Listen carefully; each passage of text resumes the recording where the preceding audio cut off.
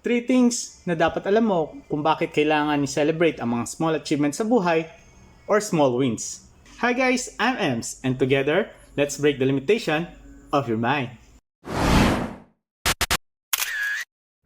Pansin nyo, sobrang bilis ng panahon ngayon. Dahil doon parang ang dami tuloy natin gustong gawin sa buhay. To the point na hindi na natin napapansin yung mga small achievement na meron tayo. Alam nyo ba that there is something simple yet powerful na paraan upang matulungan tayo maging positibo sa kabila nito? Minsan kasi sa sobrang focus natin sa mga big goals natin sa buhay, nagre-resulta na ito ng pressure sa atin, nakakalimutan nating i-celebrate yung kahit simpleng achievement lang natin sa buhay.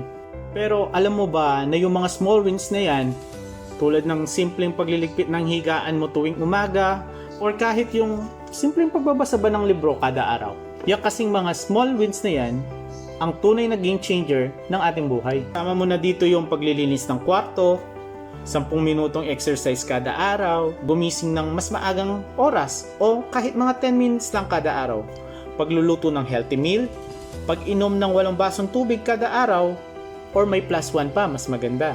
Kahit yung tamang pagtatapon ng basura, small wins na rin yan sa buhay. Simple, di ba? Bakit nga ba talaga kailangan nating i-celebrate yung mga small wins na to sa buhay? Ito lang yan, tandaan natin.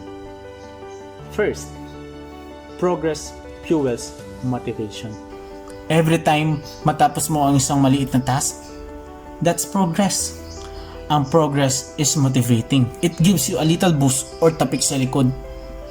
Parang sinabi sa'yo, uy, may nangyayari sa mga gusto mo. Kahit simple lang yan, it shows na may movement ka patungo dun sa goal mo. Second, it builds positive mindset. Kapag kasi ni-recognize mo ang maliliit na achievements na yan, tinitrain mo ang isipan mo na mag-focus sa mga bagay na tama, imbis na ma-overwhelm ka sa laki ng goal mo. Simple na lang, tulad ng pagbabawas ng timbang. Napansin mo na ang mga small steps na nagagawa mo na, this builds a mindset of gratitude and positivity. Third, it reinforces habits. Ang mga small wins kasi na yan, sila yung mga nagiging building blocks ng ating habits. Habits na kung saan tuwing natatapos natin ang isang maliit na task, nare-reinforce nito ang ating behavior at over the time, yung mga small actions will become big results. Pansin nyo na kapag nakakagawa tayo ng tama ay nagiging masaya at magaan ang ating mga pakiramdam. Moral talk.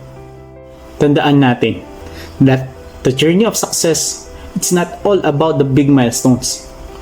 What is important is dahan-dahan lang nating i-appreciate yung maliliit na bagay na nagagawa natin.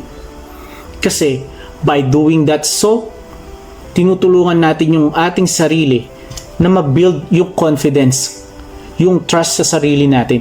In order for us na ma-achieve yung mga gusto nating ma-achieve sa buhay, let us start making our minds positive. And through that positivity, I am sure na makukuha natin kung ano man yung mga goal natin sa buhay, whether it be career, financial, or even relationship.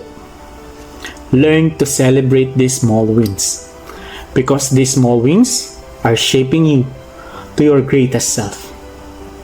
Tandaan mo yan.